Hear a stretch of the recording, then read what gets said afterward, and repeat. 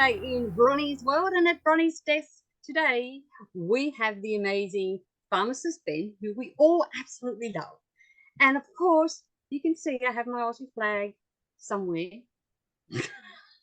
because this week is Australia Day on Friday, and I'm proud to be an Australian. Sorry, and I think we all are. So, with no further ado, I know Ben's going to talk on thyroid, but we have one lady, young Steph, there who has a client and she has to leave early, Ben. So, can we get to her question first, and then Sure. we'll come back? Absolutely. Okay, so first is question number one. It's she has a guy. Read it to me. Okay, she has a guy. Would you like me to? Oh, Steph can tell you. Hello, thanks, Bronie. I really appreciate that. And hello, Ben. It's Hello, so Steph. lovely to meet you here. I'm just such a big fan of yours. Oh, I appreciate that. Thank you.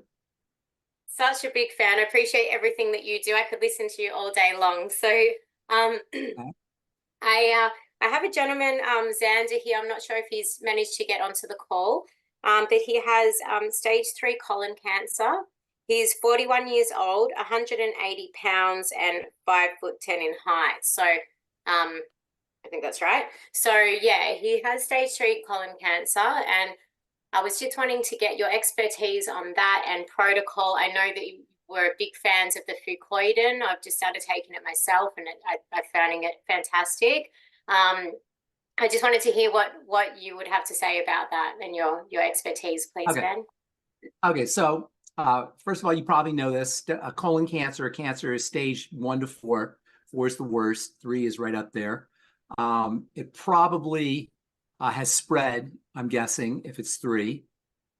Usually 3 go either way, but we'll assume it's spread. So here's the deal. Cancer is like a switch that turns on. So when you have cancer, your job is to feel better, to feel stronger. Curing the cancer, reversing the cancer, that's not your business. Your business, and not you, I mean the patient's business. The patient's business is to feel stronger every day, better every day. Now, there's lots of ways to do it, and I'll tell you what those are here in a minute, but when you have an issue with the colon or with the stomach, it becomes much more difficult because the nutrition that you need is processed through the stomach and the intestine, the colon. So not only now are you dealing with cancer, which is a major stress on the body, but you're also now compromised at the level of nutrient absorption.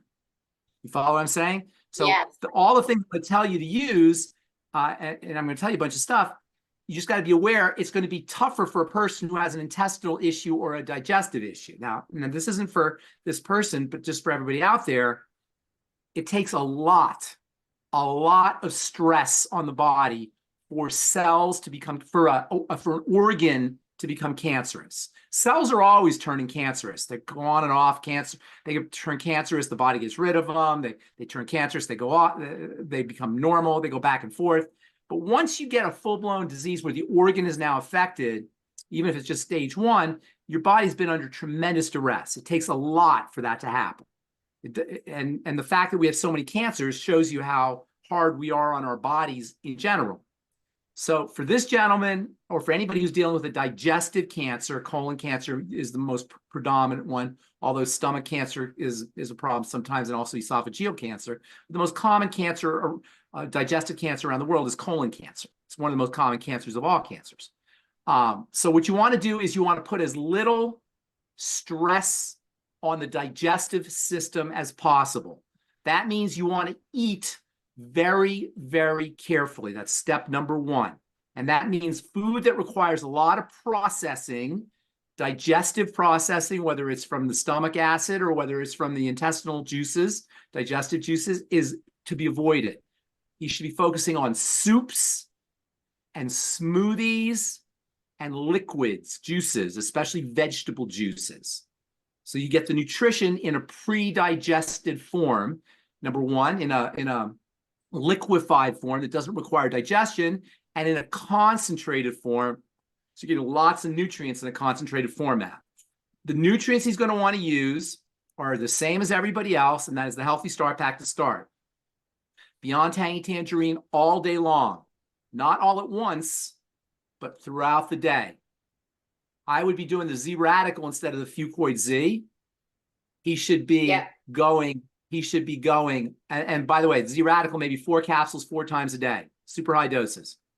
He should be going 0 tolerance on sugar or anything that breaks down to sugar. You know, sugar, when people hear sugar, a lot of times they hear, you know, cake and pot and pies and desserts, but you know, potatoes are sugar, rice is sugar, cereals are sugar. A lot of things break down into sugar and they're not his friends. The most important things he should be eating are protein and vegetables and his ultimate EFA. And again, throughout the day, like with the Fucoid Z, 3 or 4 capsules, 3 or 4 times a day on the ultimate EFA. If he can do intravenous nutrition, that's even better, but that's hard to find in Australia, but that's even better. If he can do intravenous nutrition, there's something called the Myers cocktail, which is an intravenous nutritional blend that they put, that they use for cancer, called a Myers cocktail. And that's, if you can find that, that's something else you can do, or any intravenous nutrition. Also, he should probably be doing 600 micrograms a day of selenium. He should be doing 600 micrograms a day of selenium, the ultimate selenium. He should be doing 2,000 grams of the vitamin C, the CFX. He should be doing the zinc FX once a day. Okay, And zinc from FX. a Yep, sorry. zinc FX. I think you have that. I'm sorry? My apologies. How much of the zinc FX?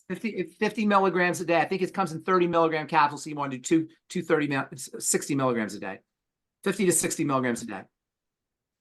And then also I-26. Yep. A couple of times a day. Do you have the nightly essence down there in Australia, Bronwyn? Yes. Yes, we do. Nightly essence, several times a day. Yep. Okay, during the day as well. Yes, it's not just for night. Absolutely, during the day as well. Okay, fantastic. And then one last thing I would do is the restart your life. Okay, I haven't heard of that. Restart your life. Now, a couple other things that are Don't know if we non-nutritional. have that. No, I don't think so. It might be called something else. If you don't have them, we'll give you a couple other ideas for non-nutritional. Hyperbaric, this is for all cancer patients. Hyperbaric oxygen. Have you ever heard of that term? I have a friend who has a chamber. Say again? I have a friend who has a chamber in a wellness clinic, so I'll get him onto that. Hyperbaric oxygen's awesome. And then if he might not feel like doing this, but exercise, a little bit of exercise will help him. When he's not doing the hyperbaric oxygen, practice slow, deep rhythmic breathing, Wim Hof breathing. If you can get on the internet and do Wim Hof breathing. If he can also do, he might not want to do this, but if he can, hot and cold plunges. Hot and cold plunges. And then there's one more thing here. Let me, and this is not, you know, he may not want to do this. People are resistant to do this, but visualization is for all cancer patients. And everything I'm saying here is for all cancer patients, not just for colon cancer. And that's another really important thing. Cancer is cancer is cancer. It doesn't matter if it's in the breast or the prostate or the colon or the stomach or the esophagus. That's irrelevant. The idea that you go to a GI specialist for a cancer, for a colon cancer, and a OBGYN for breast cancer, and a bone doctor for bone cancer, that's crazy. Cancer is cancer is cancer. So everything I'm telling you about goes for all cancer patients. And then visualization techniques also help, and meditation for that matter. Yeah. And those are non-nutritional, non-longevity. But he wants, when you have cancer, especially stage 3, you got to pull out all the stops. You do everything you can do. Okay. Okay, Ben. Karen put in the chat, and this is why when you said restart your life, I don't see it as that. I just call it Beta 500. But yes, we do have that here. Okay. Beta 500, is it? Yeah, Okay. because they only use initials, it throws me every single time. Beta 500, amazing. May I just ask one question? Of course, yes, ma'am. Absolutely. Thank you. The nightly essence, so you say we can take that during the day. That works for me because I would prefer to take I love the nightly essence, but I struggle to get it in at night because I have my osteo too late. So can you take the two together, the OsteoFX and the nightly? Absolutely. Oh, okay. All right. Absolutely. Fantastic. And then, so the nightly essence we can have throughout the day as long as you're having it on an empty stomach. You don't even need it. Yeah, you don't need necessarily to have something in your stomach, but that helps. But yeah, you can take it throughout the day. They call it nightly essence, but that does, you can still take it throughout the day. Okay, and so how many would he have throughout the day? I would take 3 or 4 capsules a day. 3 to 4 Yeah, daily. does he have any? Does he notice any kind of? Does he have a history of digestive, like bloating, gas, heartburn, those kinds of things? I'm not sure. Xander, are you on the call at the moment? Is that who Zed is? Potentially. If you're on there, if you could unmute and yeah, answer Ben, that would be amazing. Yeah, there he is. Can you unmute? G'day, Xander. If you just unmute, can you work out how to do that? I'm not sure if he knows how to unmute. Oh, maybe. There you go. I'm trying to send him a button to help him unmute. Oh, there he you goes. go. There you go. Here's Xander. This is Ben Fuchs and the lovely Bronwyn, and this is the first time I'm actually seeing Xander. So hi, I'm Steph. There you go. So you're in good hands here. So Ben's got a question. Is that Z? Is that Z we're talking to? Yeah, Xander. Hi, Xander. Are you the gentleman with the colon cancer? Yes, mate. Yeah. Okay, good. Okay, so you're very young. You got everything's in your favor here, but you have to do this carefully. Do you have a history of digestive health issues? And you may not know, but if you do know, gas, heartburn, bloating, constipation, diarrhea, any of those kinds of things, pain, nausea. All right. So what you got to do is you got to look for the foods that cause those problems. Now, things are thrown off a little bit now, so it's not going to be quite as easy as it was before, but any food that causes digestive distress of any kind needs to be avoided. Now, digestive distress symptoms, if you're not a healthcare professional, you may not really realize what digestive distress symptoms are. So heartburn, gas, bloating, nausea, vomiting, constipation, diarrhea, any discomfort in the digestive system. But what you want to do is you want to Google digestive health symptoms, and any foods that trigger those should be avoided. And it may be foods that you think are good. This is for everybody. There's no such thing as a good food. There's no such thing as a good food, okay? Because what we think of as good can be bad for you. Avocados can be a problem for you. Broccoli can be a problem for you. Pears can be a problem for you. So these are all good foods, but they may not be good for you. Yeah, nuts and seeds. No, all of it. They may be good in the sense they've got good things in them, but they may not be good for you. Yeah, Does that make sense, Bronie? Yeah. This is for everybody. Yeah. So those lists, they put lists of good foods and bad foods, they're very misleading. You know, obviously potato chips are never a good food. That's obvious. And donuts, those are obvious. That's not a good food. But a lot of times foods that we think of as good contain something called histamine, which can completely throw off your immune system, or salicylates, which can completely throw off your immune system, or FODMAPs foods. Do you know what FODMAPs are, Z? Yeah, I did a low FODMAP diet, and I'm on a fiber-free diet at the moment as well. You gotta watch for all of it. And fiber-free, fiber helps you have bowel movements. If you don't have bowel movements, if you're constipated, that can wreak havoc on your intestine. So you got to be careful there. I'm using Movicol and Senna. Senna, okay. So I know those are laxatives, and they'll help. Are you constipated? Not since using those frequently. Okay. Now, did you have issues with constipation like for years before? Yeah, well, there's a tumor's pretty much blocking a lot of the. I see. The descending colon. I see. Did it metastasize? Does it spread? No. Okay, sorry. good. So they think it's possibly in the lymph nodes surrounding, but it isn't in anything else yet. I see. I got it. All right. So make sure you get that the hyperbaric oxygen. If you can do something called chelation therapy. Have you heard of that? No. Okay, I'm gonna spell it for you. Doctors don't know about it, but if you have a naturopath, they'll know about it. It's called chelation.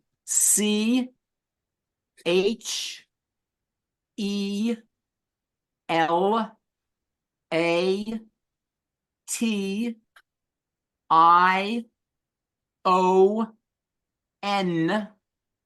chelation therapy, and that can clean out your blood. Okay, yeah. Okay, look into that and stay in touch with me. I'm happy to help you. Yeah, so like at the moment I do vitamin C infusions once a week. Beautiful. I've been Beautiful. adding B12 and B1. Make sure they throw in some B1 in there, thiamine, if they can. okay. Yep. Okay. And magnesium. And then I've been drinking soursop tea, dandelion root tea. Okay. Sounds like you're in good hands. I cut back on using oils. I had black seed oil and hemp oil. But I was told that seed oils aren't necessarily really good. So I'll just giving those. Seed oils, yeah, that's true. But seed oils taken as medicine are not the same as seed oils in large quantities. Whatever, yeah. Yes, yes. Yeah. So It you sounds think like you're in good hands. Yeah, I've done a bit of research. Yeah. So I've been taking mushroom mix as well with turkey tail and lion's mane Okay, and stuff good. like that. I was taking blood root for a little while there. So I'm on ivermectin, trying to get onto some fenbendazole because of how it stops the reproduction of parasites and stuff, like how it attacks it particularly. Because I've heard that at least some cancers can be caused by parasites. Absolutely. Well, go the nutritional route and don't forget the visualization, the slow deep breathing, the hyperbaric oxygen. There's a whole bunch of other things you could do. You want to throw worth everything him on it. doing the GI cleanse? And the GI cleanse, absolutely. You might want to try the Dr. Ariaz's liver cleanse. Yeah. Okay. Amazing. Well, good luck with everything. God bless you. Great. Thank you. Pleasure to meet you. Thanks for the information. Thank you, okay, buddy. Okay. Thank you. Thank you so much, Ben. Thank you so much. You're a gem. Yes. You're Appreciate welcome, Thank you. guys. Nice to meet you. You too. Happy Pleasure. to help anytime. Okay, well, we will go on to the topic of the day, the thyroids, which I have I've had so many people ask me about thyroid health this week on both sides. So yeah, the thyroid is, just real quick review. The thyroid's a gland in your neck right here. It's got two lobes to it, and it controls all cell behavior. So quick digression, your body is made up of two parts, the cells and the stuff that comes out of the cells. All the work is done by the cells. Cells are like little living creatures. If you took a cell out of your mouth or out of your skin or out of your liver or anywhere and put it into a dish and put food in the dish, the cell would crawl to the food.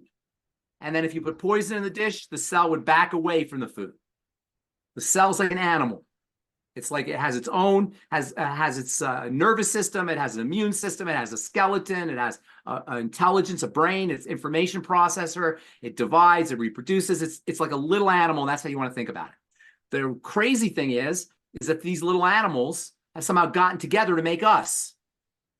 However, in order for them to get together to make us, they have to give up of their independence.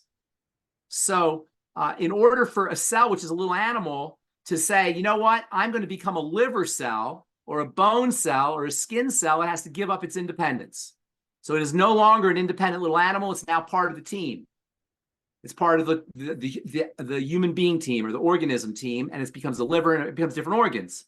But if you take that cell out of the organ and put it in a dish, it becomes an independent animal again.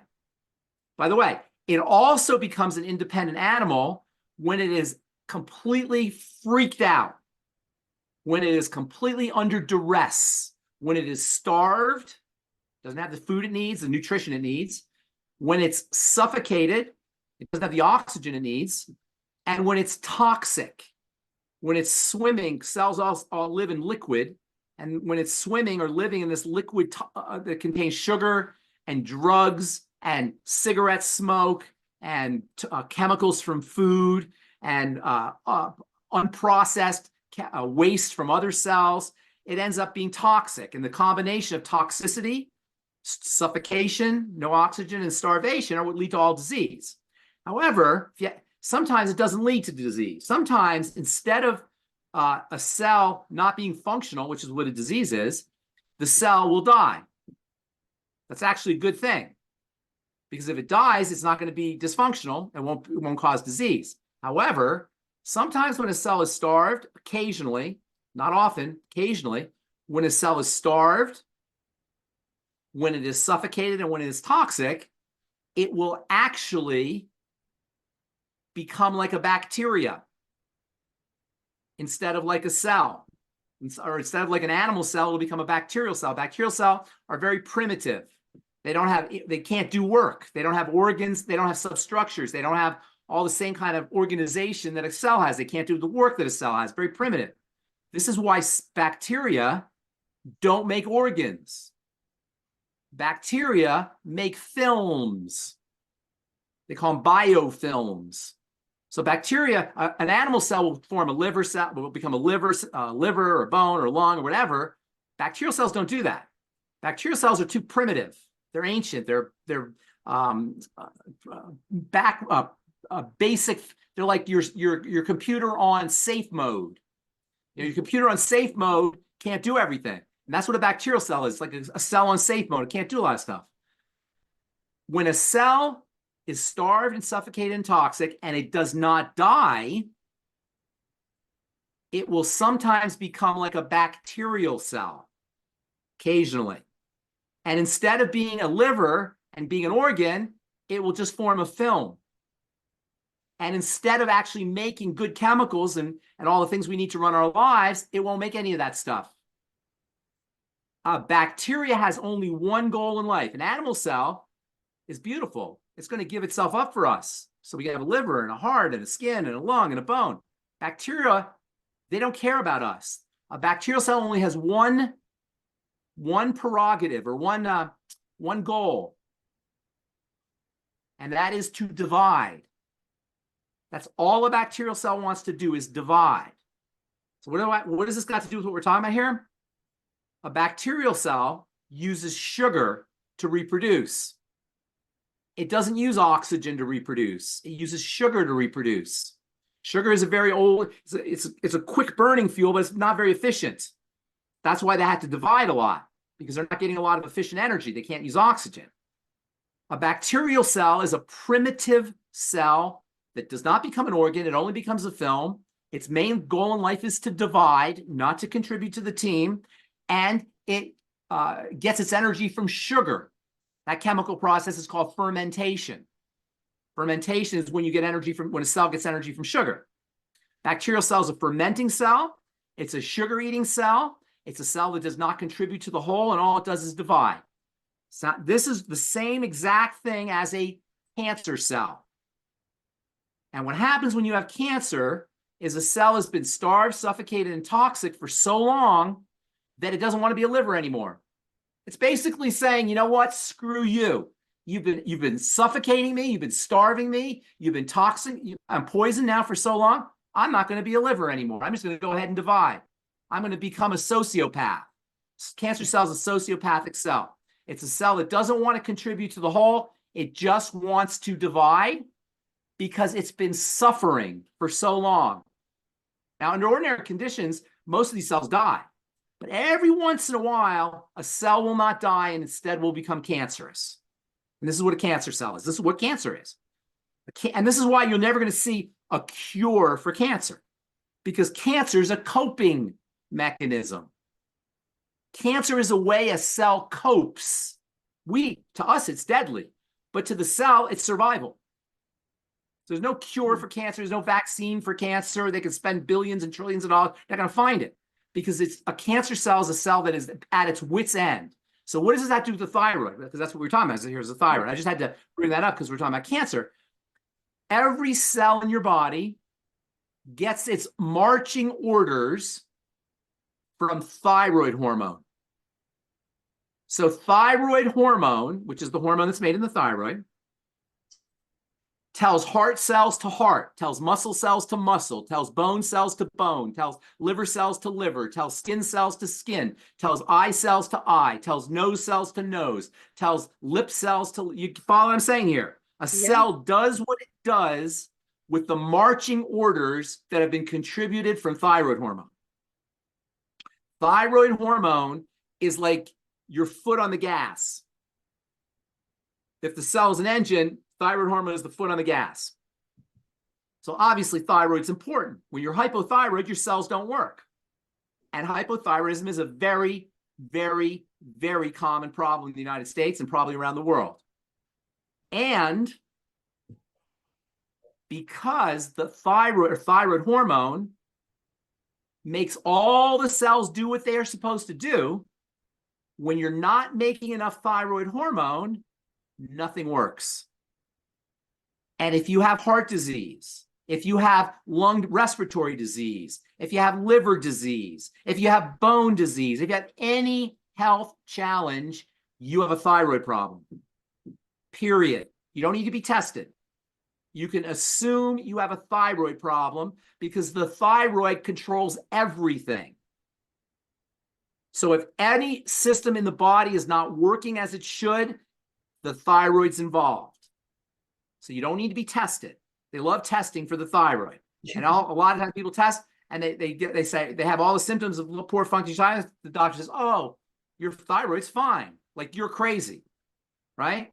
And you have, none of your symptoms matter. The thyroid is always involved in chronic degenerative disease, always. But here's the problem.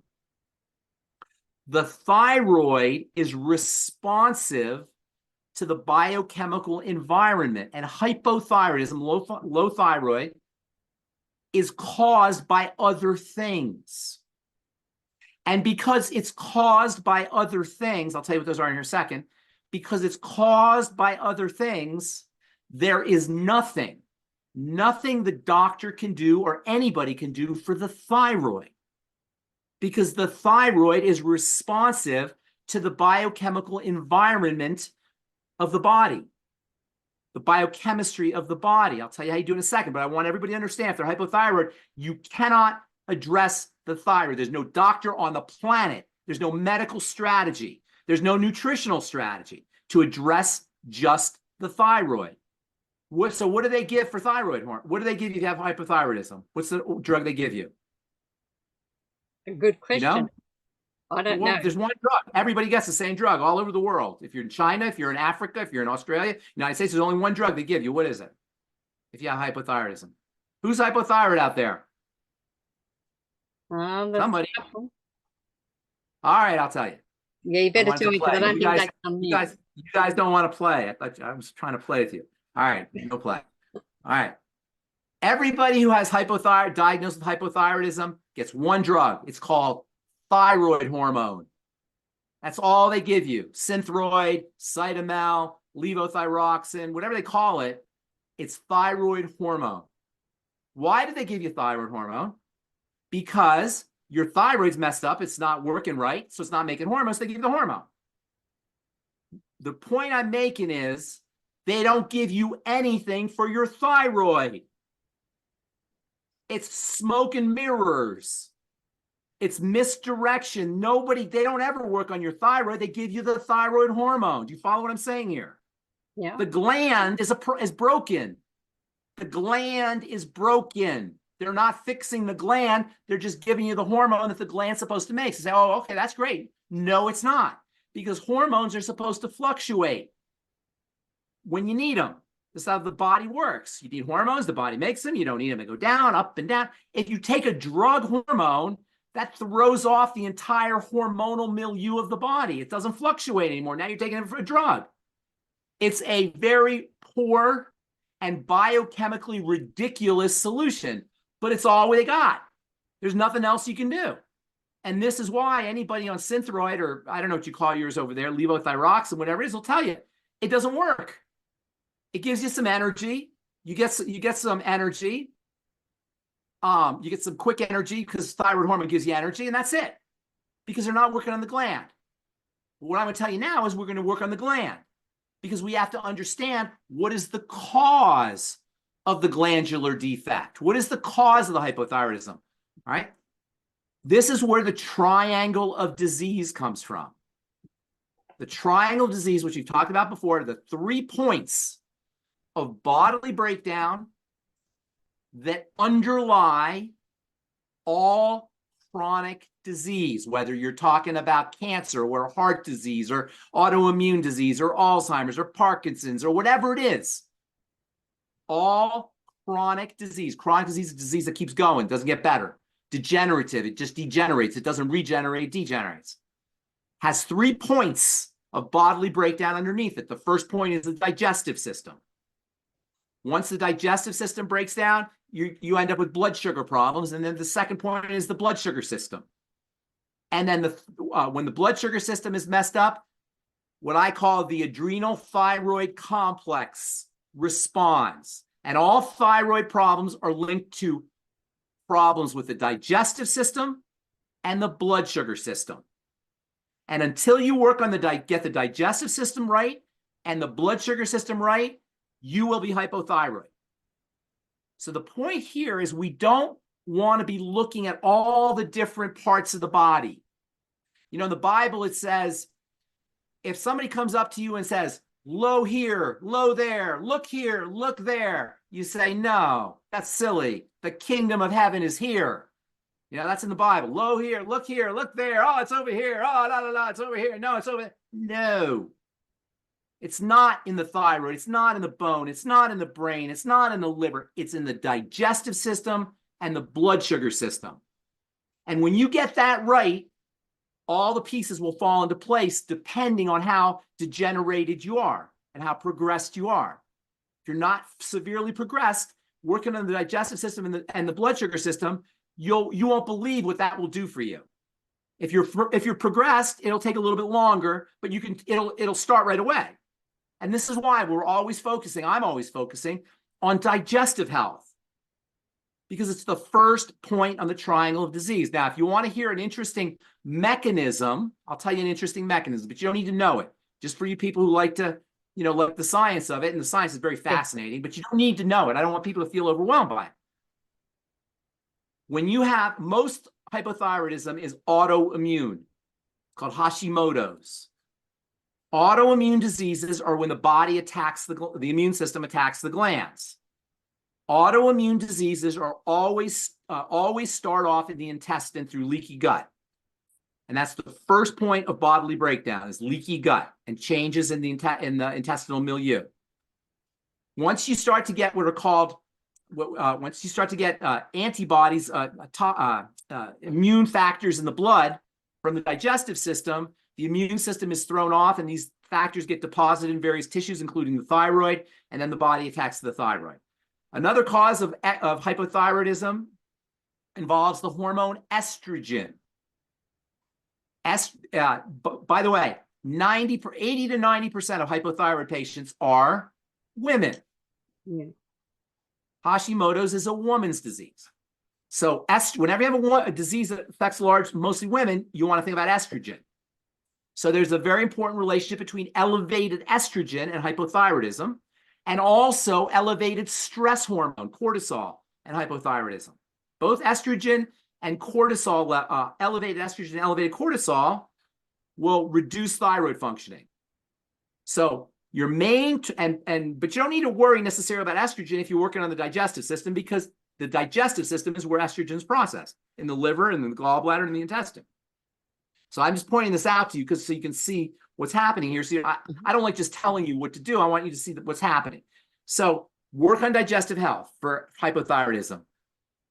Interestingly, remember, the thyroid regulates everything. So if you have poor digestive function, poor intestinal function, that's going to cause autoimmune disease of the thyroid, Hashimoto's. And here's where it becomes really problematic. It's already a problem, but here's where it becomes really problematic. The thyroid controls the intestine. So if you have an intestinal problem and now you're hypothyroid, that's going to make you more, that's going to suppress your intestinal functioning further, make you more hypothyroid, which is going to suppress your intestine further, make you more hypothyroid, and you get this downward spiral because the thyroid regulates everything. The good news is once you correct at the level of the intestine, the thyroid will start to respond. Also the blood sugar. And then also working on adrenal health through relaxation and possibly balancing out female hormones if you so desire. So let's talk about hypothyroidism. The first step for hypothyroidism, food diary. Eliminate problem foods. Step number 2, use digestive support supplements, all of them, I-26, Nightly Essence, Ultimate Enzymes, Dr. Ariaz's Liver Cleanse. By the way, we used to have Daily Digest. They discontinued the Daily Digest, unfortunately, so I can't talk about that anymore, but that was a great one. Anything you could do for digestive health. Food diary and eliminating problem foods are very, very important. Don't underestimate the importance of that. And don't go by good food, bad food lists. Go by what's good for you. Mm-hmm. And then stabilize the blood sugar. And by the way, this is not just true for hypothyroid patients. This is true for cardiac patients, for autoimmune patients, for patients with neurological issues or immune deficiency issues, anything. This is the regimen. This simplifies everything. Remember, the worst disease smart people suffer from, overthinkitis. Yes. We're simplifying this. Digestive health. Then you go to the blood sugar system. The blood sugar system means, obviously, reduce your intake of anything that breaks down quickly into sugar. And that includes fruit sugar, fructose. In some ways, fructose is worse than glucose. The body can't use fructose for energy. The body can use glucose for energy, but fructose gets stored. So fructose is, sometimes people say, oh, I have honey, I eat fruit. That can be just as bad. So you got to be very careful with that. And then also using nutrients that stabilize your blood sugar. We have the Sweeties, obviously. The whole healthy blood sugar pack is great. Ultimate Niacin can help you with your blood sugar. Ultimate Selenium can help you with your blood sugar. Osteomag can help you with your blood sugar. Fiber with your meals can help you with blood sugar. Drinking water can dilute your blood sugar, especially first thing in the morning. Anything you do with your blood sugar to help stabilize your blood sugar. If you work on your digestive health to the point where you don't have any more digestive health challenges and you stabilize your blood sugar and you're not putting on weight, that's weight around the middle is a classic sign. Elevated blood cholesterol, by the way, is another classic sign of elevated sugar.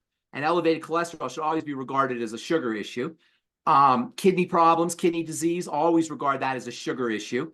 If you have any of those things, any of the signs of excess sugar and insulin, not just sugar, but also the hormone insulin, and nobody talks about insulin because it's hard to test for insulin, but they'll tell you about sugar. But just don't go by your sugar. You got to go by your symptoms.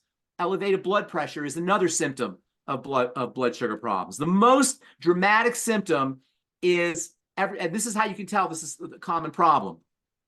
How many people do you know wear the same belt or pant size as they did when they were in high school? What's the difference? Why is it when you're in high school, you're skinny as a rail, and then when you're 40 or 50 or 60, that's not so much anymore? Sugar and insulin. And it happens to everybody. If you're one of those people it doesn't happen to, consider yourself lucky. Because every once in a while, it won't be somebody, that's not true for somebody. For the vast majority of people, that difference in belly fat and also hip fat and gynoid fat, called gynoid fat, female fat, is blood sugar and insulin related.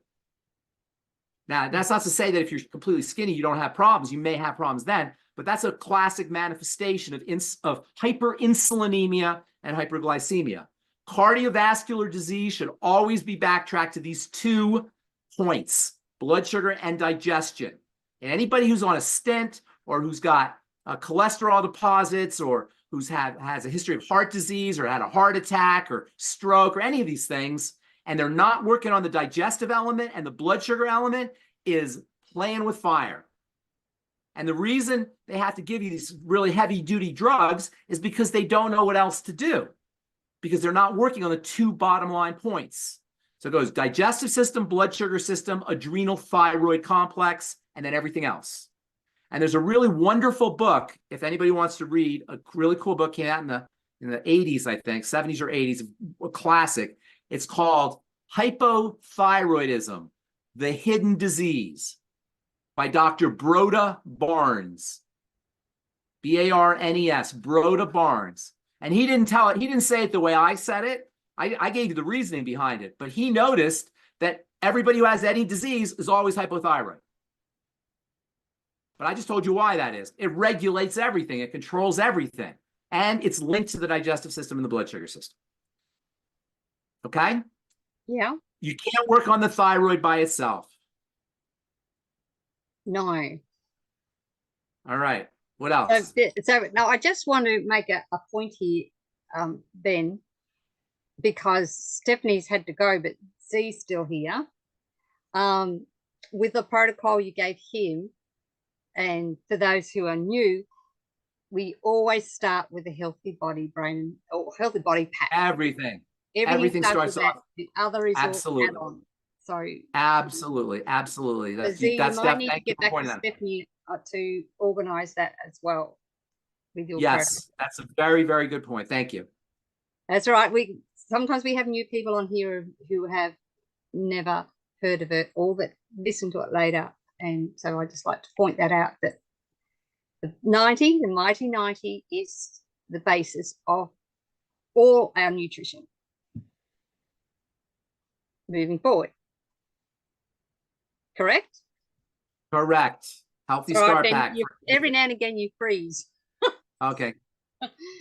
So, all right. So that's it. That's both sides of the thyroid issue, correct? Because I have a few people who are quite skinny with thyroid issues. So that's a bit different. Okay, so we move along. Will we move on to the questions? Our question number 2 is from Maureen. What she wants to know: what causes freckles and how can you get rid of it? All right. So it depends. There's 2 kinds of freckles. There's 2 kinds of conditions that people call freckles. One is comes with birth, or it maybe early in life, and the other appears as we get older. So I'm not sure which one this person's. Is she here? No, she's not. Okay, I'm going to assume that it's not the ones you have at birth and not the ones you have when you're younger. Those are just concentrations of pigment. And while they're not, people may not like the way they look. Some people do like the way they look. Some people don't like the way they look. You're not going to get rid of them, although you can fade them. And if there's lots of topical ways to fade them. Alpha hydroxy acids, glycolic acid, for example, lactic acid, retinol can help fade them. And then sometimes laser therapy can help fade freckles. You're not going to get rid of freckles. The second kind, which I'm assuming this is what this person has, is something that happens as we get older. They're not really freckles, they're dark spots, and they're blotchy. And these blotchy dark spots, sometimes they call them hyperpigmentation, are technically referred to as melasma. Now, this melasma is a sign of imbalances in the level of hormones, and it should come as no surprise to you that it's all related to the triangle of disease. It's not the sun, and that's not about staying out of the sun. A lot of people will blame the sun. Again, most people who have this condition are women. What does that mean when most people have a condition? When women are the predominant patients for a health challenge, it means estrogen, and indeed, estrogen is one of the main reasons why we develop these. And women who are on the birth control pill, by the way, will develop these melasma spots. Women who are on hormone replacement therapy will also develop these spots. So anytime you bump up your estrogen, you run the risk of this condition. Also, insulin is involved, and also cortisol, which is stress hormone, is involved. All of these require hormonal correction or hormonal balancing, we'll say. And there's lots of ways to do it. One of the best ways to balance your female hormones is with the ultimate EFAs. The ultimate EFAs, among their many, many, many health benefits, help balance out hormones, steroid hormones. Youngevity also has a product called Zero Fem, I believe it's called, which also can help balance out female hormones. And there's another one, which is, the name escapes me right now, which also helps balance out female hormones. So you can use those strategies as well. Stay balanced, but we don't have that in Australia. Oh, you don't have that in Australia. Okay. So balancing out. Now, one very interesting thing, estrogen is a very powerful hormone. Very, very powerful. It's the most powerful of the steroid hormones. Now, you've all heard of steroid hormones, I hope. The steroid hormones are things like testosterone and DHEA and progesterone and cortisol. They all help the body deal with things. Estrogen's main role in life is to help the human race proliferate by making babies. So estrogen is a growth substance, and a powerful growth substance. So powerful that the body has to clear it out, get it out quickly. If the estrogen levels go up even a little bit, or if the waste estrogen builds up, you can wreak havoc on the body. Men as well as women, but mostly women. Because women are high estrogen producers. So we find that all the reproductive health challenges are related to estrogen. I'm talking about cancer, cervical cancer, uterine cancer, breast cancer, all related to estrogen. Estrogen's job in life is to make things grow. So obviously, cancer is a growth problem. Estrogen is a pro-cancer hormone. It makes things grow. And it doesn't just make cells divide and babies grow. It also causes fibrosis, the formation of fibers. It also makes the endometrial lining grow. There's a condition, a horrible condition called endometriosis, which is related to elevated levels of estrogen. Estrogen causes fluids to leak out of cells. It's pro-inflammatory. It's an inflammation hormone. So that's why women will bloat during their periods. Or sometimes even if they're just high estrogen producer, they'll be bloated. Estrogen will cause polyps, cysts, growths of all kinds can be estrogen related. And we just talked earlier how estrogen will suppress the thyroid. So you can see you got a big problem with estrogen. That's why the body has to clear it out quickly. However, in our culture today, we have mucked up the estrogen system in several ways. Number one, there are many artificial chemicals that act like estrogen. They're said to be estrogenic. They act like estrogen. They make things grow. They're associated with cancers and fibroids and cysts and all the unpleasantries associated with estrogen. And because they're not real, they're synthetic, they're artificial, they're industrial, the body can't get rid of them as fast. The body can get rid of natural estrogen, but it doesn't get rid of this estrogen, so our estrogen levels build up. And this is another cause of estrogenic disease. By the way, these estrogens are called xenoestrogens. Xeno, X-E-N-O. Xeno means foreign. Xenoestrogens include things like sunscreens. Next time your dermatologist says, make sure you're wearing a sunscreen, you should know that sunscreen chemicals are estrogenic. Wow. Preservatives in skincare, estrogenic. Plastics. If you're microwaving your sandwiches, the estrogenic molecules from the plastic wrap can go into the sandwich. Water bottles, plastic water bottles, act like estrogen. There's lots of things in our environment. Fragrances can act like estrogen. Outgassings from your shower curtains can act like estrogen. There's all kinds of ways we interact with xenoestrogens. That's problem number one. Remember, estrogen has to be eliminated quickly. Very toxic stuff. So now we've got this extra source of estrogen the body didn't make, doesn't know what to do with. There are foods like beans, especially soy, that has estrogenic effects. There are obviously drugs that people take intentionally that throw off their estrogen, but also unintentionally, because sometimes livestock get these drugs. Sometimes these hormones are in the water supply. When a woman takes a hormone and urinates, it goes into the water supply. So there's hormones in the water supply. In fact, there's a big problem with animals that live in the water. They're developing sexually inappropriately. Like they'll have male sexuality and male sex organs and female sex organs because of this estrogen in the water.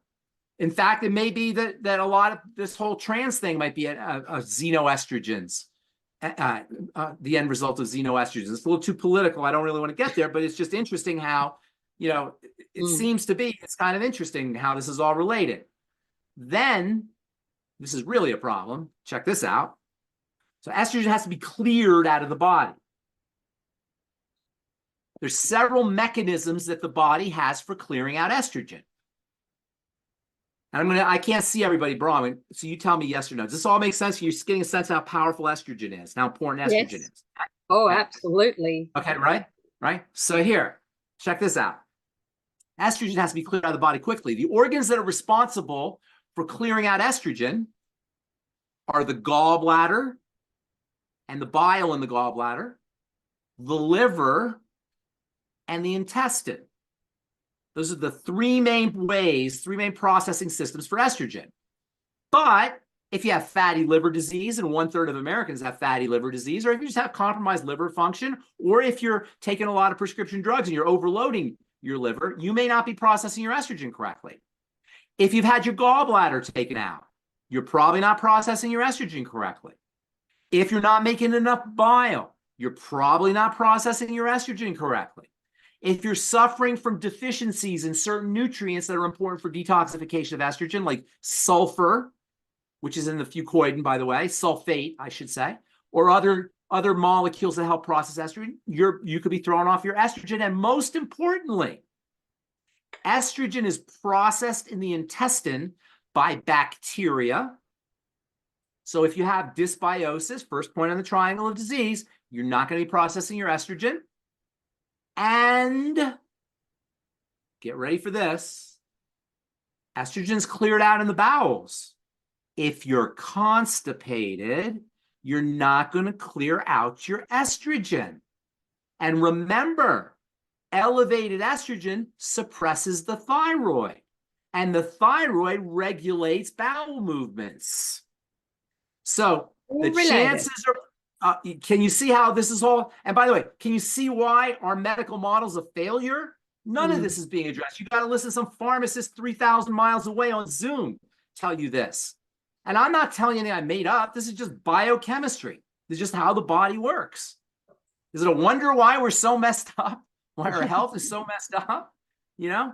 So for everybody listening to this, first of all, I commend you for taking the time to listen to this, for caring, but share it. Tell everybody you know who is dealing with the medical model that's not helping them, or drugs that they're taking and they're not getting better.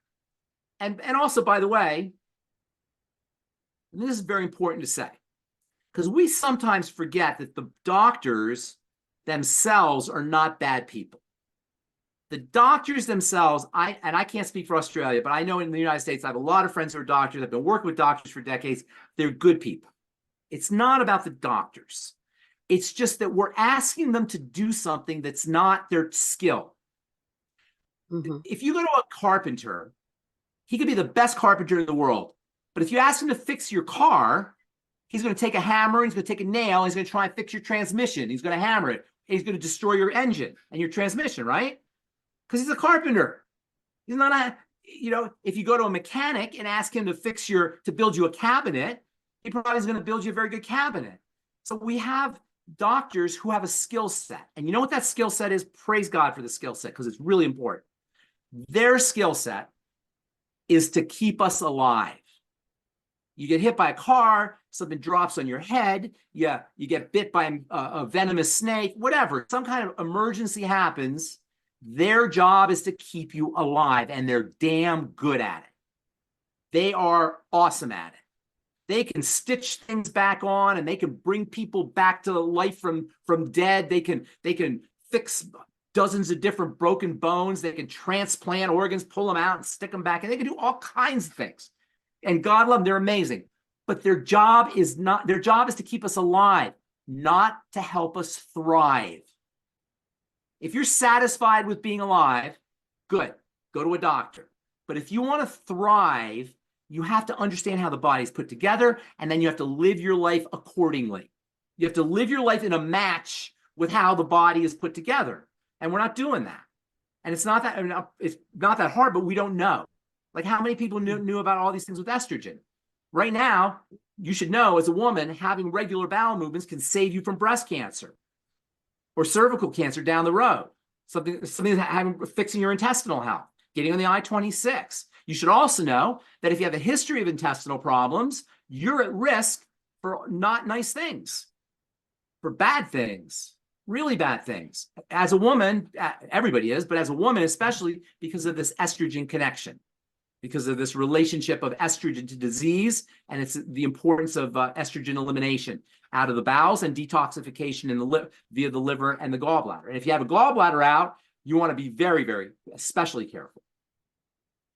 So on that point, then, if someone has had their gallbladder out, how can they? Bile salts. Make sure they're doing their ultimate enzymes and lots of bile salts. Apple cider vinegar with their meals, lecithin granules, anything you do to help your body process fat. If you had your gallbladder out, you're not alone. There's 500,000 of them that come out every year, and more maybe at this point. In the United States, I don't know how many in Australia. So you're not alone. It's very common. You have to take great pains for the rest of your life to focus on fatty nutrition and fatty digestion. Yeah, I've actually know 2 people just in the last week have had their gallbladder removed. It's one of the most common. It might be the most common surgery, elective. I think it's an elective surgery. One of the most common surgeries, anyway. So just regressing a little bit. Karen's just put in the comments. So with thyroid, with the protocol for someone who, because of their thyroid issue, are skinny, is the protocol pretty much the same? Absolutely. You could be, now it's very rare to be hypothyroid and skinny, but it can happen. More often there's hyperthyroid and skinny. What's the difference? Hyperthyroid is very rare, and it's as bad as hypothyroidism. Hyperthyroidism is just awful, god awful. Hypothyroidism is you're sluggish and slow. And by the way, one of the best ways, there's several ways you can tell you're hypothyroid. First of all, if you have any chronic disease, you're hypothyroid. But you can do a basal thermometer test where you take your temperature under your tongue first thing in the morning, and you want to see where it's at. I think it's like, I forget what the body temperature is, but it should be somewhere around body temperature. If you're hypothyroid, it'll be low.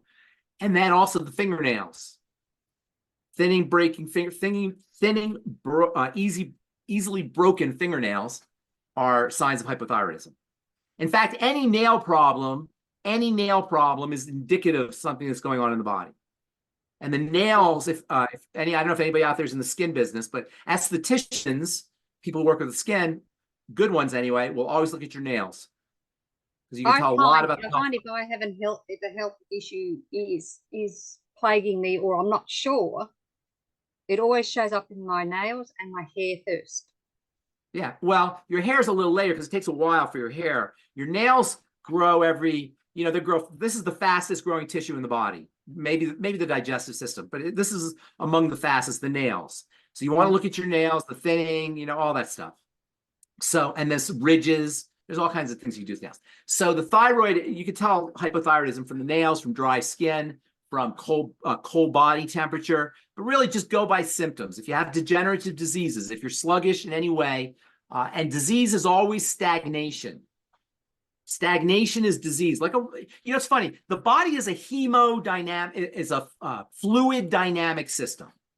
Fluid dynamics is the study of the movement of fluids. Fluid dynamics. Have you heard of that term? Fluid dynamics. It's actually a science. It's a branch of physics called fluid dynamics. It's about how fluids move. The body is a fluid dynamic system. Specifically, it's a hemodynamic system because the fluid is blood. Hemo means blood. So the fluid is blood. So we have a hemodynamic system, a fluid dynamic system. That fluid has to be pristine, like a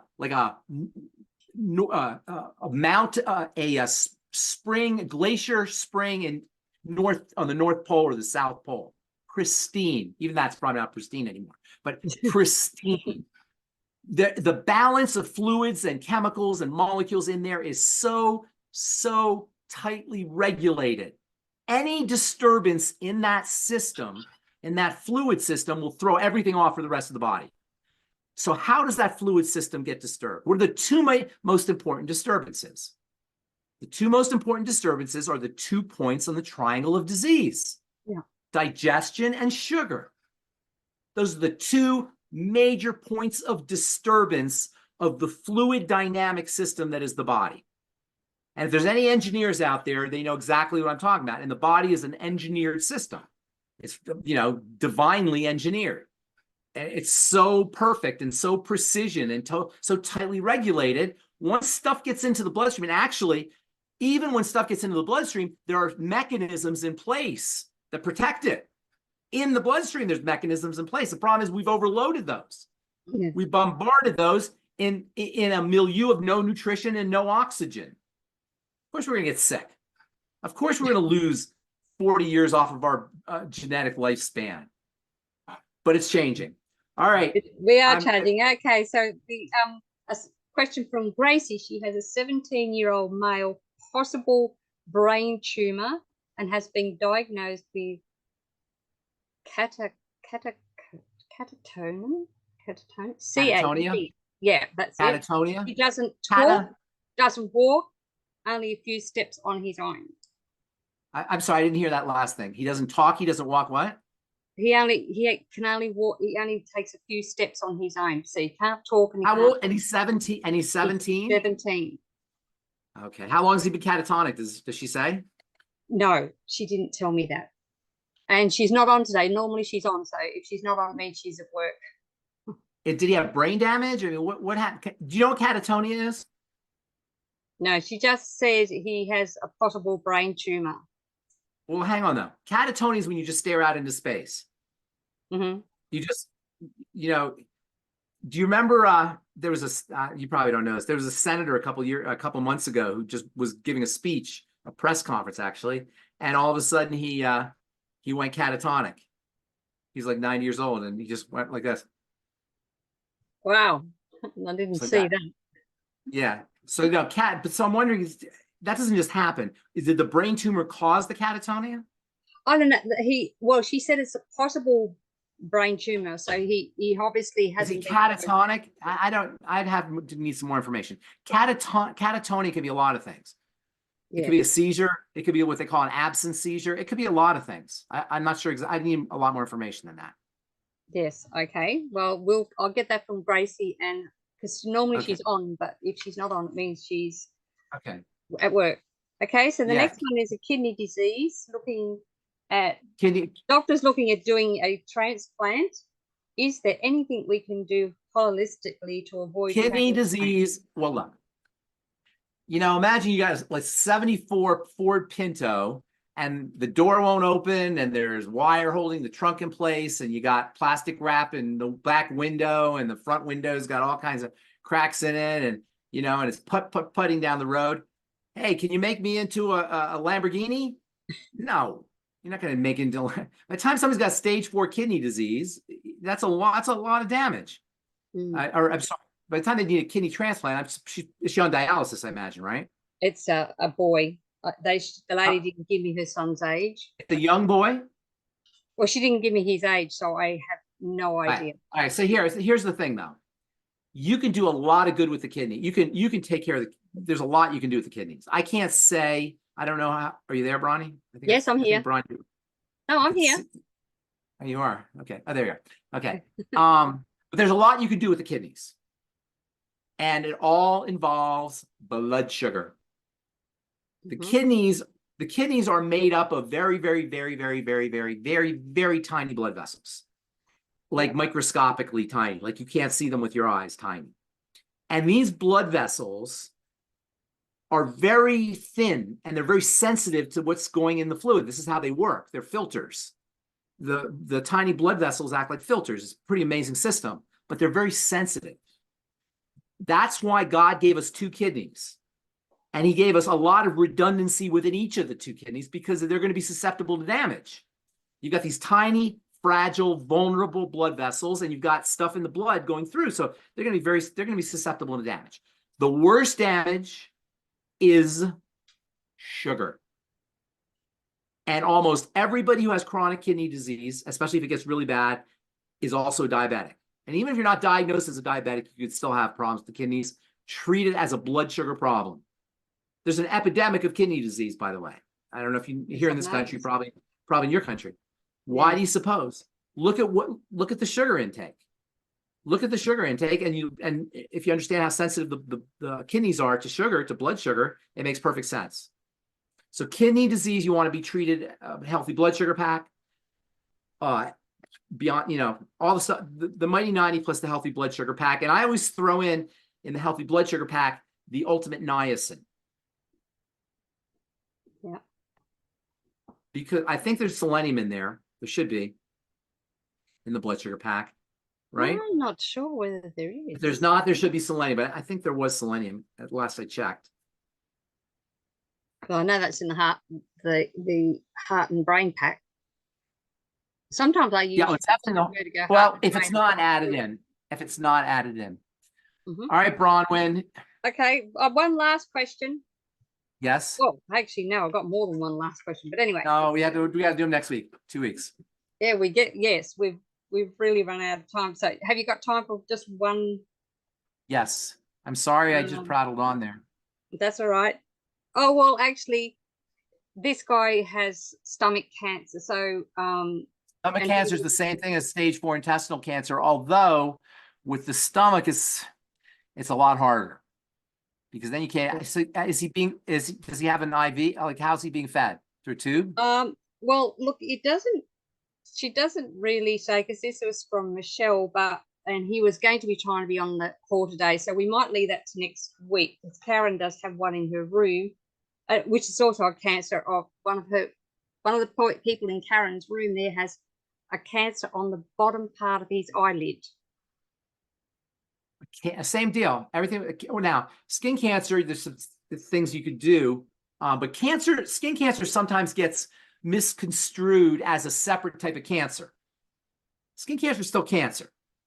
And the fact that it's on your skin doesn't make it any different in terms of how you're going to deal with it than inside your body, although you can do things topically. Obviously, it's on the skin. So if it's really skin cancer, then he needs to get that cut. If it's basal or squamous cell, he needs to get that taken care of. But you want to treat skin cancer as a sign that your biochemistry is off, that something is off with your biochemistry. You don't want to just say, oh, it's on my outside of my body, so it's the sun. A lot of times when we think we see it on the outside of the body, we don't realize that's the inside of the body in terms of the chemistry. It's just because it's on your skin doesn't mean it's not part of your body from a biochemical point of view. So you still have to, you want to treat skin cancer as a very gentle warning that there's things that are out of balance biochemically around antioxidants, deficiencies in vitamin C, nutritional intake of toxic food, estrogen, or elevated insulin, whatever it is. There's lots of reasons that make things grow, that make cells go cancerous. It's basically starvation, suffocation, and toxification. And sugar is a toxin, and drugs are toxins, and we don't breathe correctly. We don't practice our breathing. That's why breathing's so important. And every time you're under stress, you hold your breath. Do you know this, Bronwyn? Every time you're under stress, for a second, you hold your breath. Like when you're giving birth to a baby. Why do we hold kind of like that? Yeah, kind of like that, but even milder. Like if you think of something right now, Bronwyn, don't tell anybody, but just think of something unpleasant or that bothers you, or can you feel how you contract and you hold your breath for a split second? Yeah, right. Yeah. We all do that, and over the course of years, we do that starting when we're little kids, and over the course of years, that adds up to a lot of what's called hypoxia. Also, that whole dirty blood thing will cause blood to become hypoxic. And then the blood becomes sluggish, and the thyroid, and hypoxia is low blood sugar, low blood oxygen is a major cause of distress, cellular distress and bodily macro distress. Anxiety can be caused, insomnia can be caused by all of these issues, high blood pressure. These can all be issues of hypoxia. All right, so I don't even remember what that question was, to tell you the truth. It was like a sty type cancer. A sty, a growth. Yeah, I don't know. It doesn't sound like a cancer, but if it was a cancer, you got to get rid of it. You got to do all the things to get rid of cancer.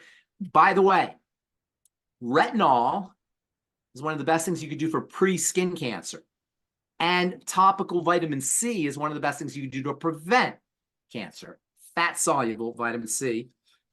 And if you want to find out where you can get that, go to truthtreatments.com, just as a little plug for my business. You should send me that link and I'll put it in the thing that I've posted, Ben. All right. Because I have a lot of people in the US who would love to get hold of you. Sorry, as well. All right. Okay. Well, guys, we've gone a little over time already today. So for those Nice to see everybody. still have questions, we'll fortnight's time. Everyone's waving to you in Karen's room. Can you see them, Ben? And as I say here in Bronie's, will ask all nicely to stay safe, stay informed, be empowered, but do not live in fear, my friends. And when you are cleaning out your body, keeping those cells all good, then you too will be powerful, beautiful, brilliant, and most definitely very brave. God bless you all, and we'll catch you again tomorrow here in Bronie's world. Bye, goodbye. Charlie. Bye. Bye. Bye.